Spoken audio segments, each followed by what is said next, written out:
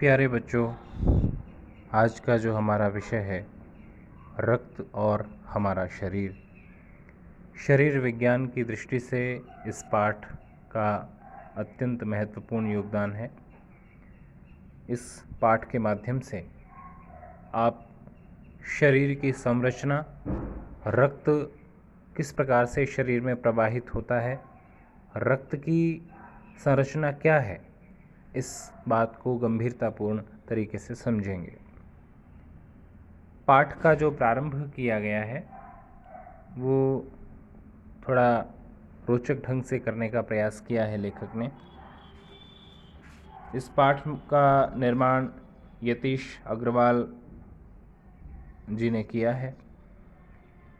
पाठ का प्रारंभ करने से पूर्व जो प्रस्तुत चित्र है उसमें आप ध्यान से देखिए कि रक्त वाहिका से रक्त का सूक्ष्म जो चित्रण है वो आपके सामने स्थूल रूप में किया है, जिसमें आपको गोल गोल घेरे में दिख रहा होगा कि किस प्रकार से लाल कण हैं, कुछ श्वेत कण हैं, श्वेत नीले नीले से, और कुछ उससे भिन्न प्रकार के हैं जिन्हें हम, जो लाल कण हैं उन्हें रेड ब्लड सेल्स यानी रक्त वाहिकाएँ, रक्त जो कण हैं, और श्वेत सफ़ेद रंग के जो रक्त वाहिकाएँ हैं, रक्त कण हैं, और इसके अलावा जो प्लेटलेट्स हैं, इन सभी की संरचना को बताया गया है।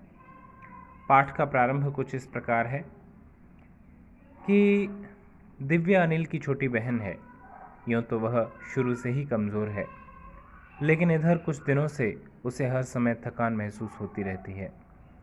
मन किसी काम में नहीं लगता, भूख भी पहले से कम हो गई है। अस्पताल में उसे डॉक्टर ने देखा तो कहा, लगता है दिव्या के शरीर में रक्त की कमी हो गई है, जांच करा कर देखते हैं। यह कहकर उन्होंने दिव्या को रक्त की जांच के लिए पास के एक कमरे में भेज दिया। वहाँ अनिल को अपनी ही जान पहचान की डॉक्टर दीदी दिखाई दी। डॉक्टर दीदी ने कहा, कहो अनिल, कैसे आना हुआ? अनिल ने बताया कि डॉक्टर ने दिव्या को खून की जांच के लिए आपके पास भेजा है।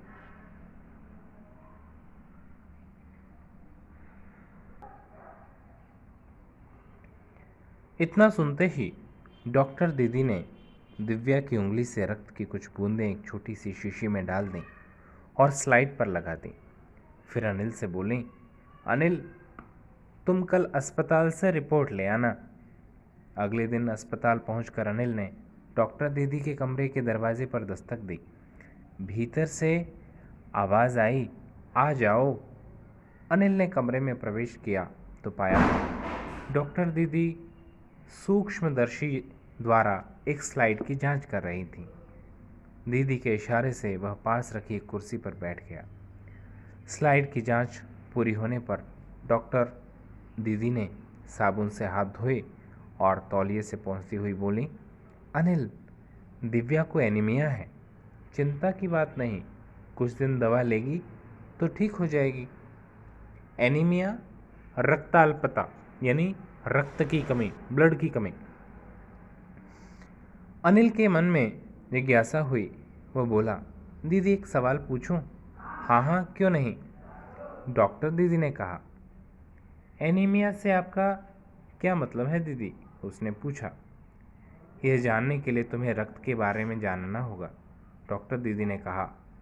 फिर बोली, अनिल, देखने में रक्त लाल द्रव के समान दिखता है, किंतु इसे सूक्ष्मदर्शी द्वारा देखें तो यह भानुमति के पिटारे से कम नहीं है। भानुमति का पिटारा एक प्रकार की लोकोक्ति के रूप में, कहावत के रूप में आप इसे प्रयोग कर सकते हैं कि भानुमति का पिटारा एक रहस्यमयी, यानी उसके अंदर बहुत सारे रहस्यों का समावेश है। जैसे इस चित्र में आप देख रहे हैं ना कि अनेक प्रकार का एक बक्सा है जिसमें ऐसा लगता है कोई जादुई बक्सा है और उसमें कुछ रहस्यपूर्ण है।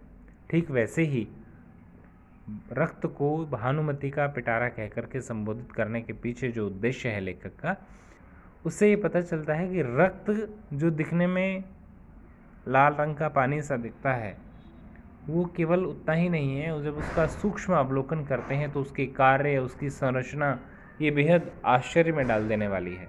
इसीलिए उसको भानुमति का पिटारा कह करके लेखक ने संबोधित किया है। तो लेखक कहते हैं कि मोटे तौर पर इसके दो भाग होते हैं। एक भाग वह जो तरल है जिसे हम प्लाज्मा कहते हैं, दूसरा वह जिसमें छोटे बड़े कई तरह के कण होते हैं, कुछ लाल, कुछ सफ़ेद और कुछ ऐसे जिनका कोई रंग नहीं, जिन्हें बिंबाणु यानी प्लेटलेट्स कहते हैं। देखिए इस चित्र में आप देख पा रहे होंगे कि किस प्रकार से कुछ लाल हैं, कुछ श्वेत नुमा है और कुछ भिन्न प्रकार के हैं। इतना कहकर डॉक्टर दीदी ने सूक्ष्मदर्शी के नीचे एक स्लाइड लगाई और उसे फोकस किया और बोली, देखो अनिल, सूक्ष्मदर्शी द्वारा जो कण तुम्हें दिखाई दे रहे हैं ये हैं लाल रक्त कण। ये सूक्ष्मदर्शी द्वारा लिया गया रक्त का चित्र है। देखिए स्लाइड देख मानो आश्चर्य से उछल पड़ा था अनिल। रक्त की एक बूंद में इतने सारे कण, इसकी तो वह कल्पना भी नहीं कर सकता था। वह बोला, इन्हें देखकर तो ऐसा लग रहा है मानो बहुत सी छोटी छोटी बालूशाही रख दी हों। बालूशाही आपने खाई होंगी, मिठाई के रूप में आप प्रयोग करते हैं। तो रक्त की वास्तविक संरचना कुछ इसी प्रकार की है जब हम उसे सूक्ष्मदर्शी द्वारा देखते हैं। ठीक है बच्चों, रक्त के बारे में विस्तृत चर्चा हम अगले भाग में करेंगे। धन्यवाद।